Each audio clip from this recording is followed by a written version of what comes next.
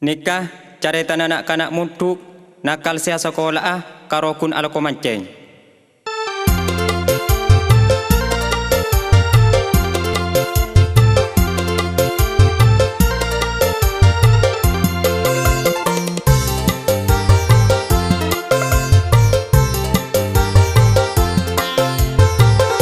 Caretan si kena-kana intara muduk de pasantren nak kanaan cek melenga ponduk ala ko mancing cuko ro ngai songai juk tojuk sambil lengaleng waktu nah asa kola nikah karo intar mancing congkop abit mun se munduk dusangang tahun abit timulian ku sema pekus ning teng tasbih sejeraja padahal tauning napa ilmu nah karo tamata merkese ajar sengka tinggal cita uning maca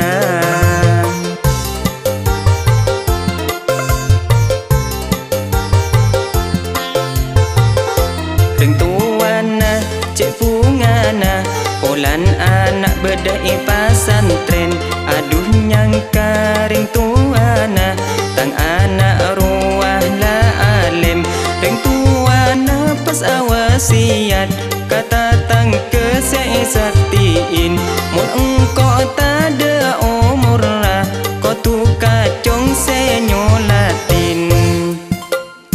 waktu bapaan seta akumpol kapi pelena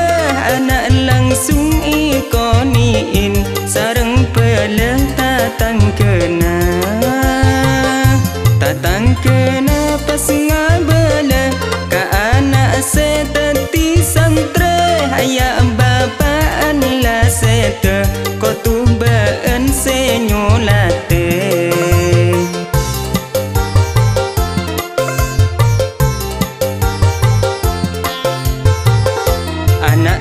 langsung tetih imam makmum pada siap sateja mari takbir pas aruku mari aruku pas i'tidal mari i'tidal pas asujud terus toju ngolok salam se makmum pada bingung kasambu alias heran makmum beda se atanya solating ampon lastare biasa na tak usah aruku mun apa jengah kireng mate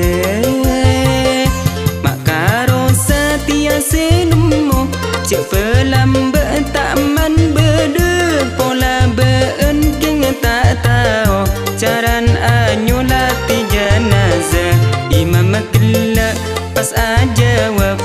gimana bireng lain cek nikah ring sepoti bi tetih bi bulah palain tampen todus nare alasan make salah ikabai pender tanten ponduk tak aman ajar lating mulai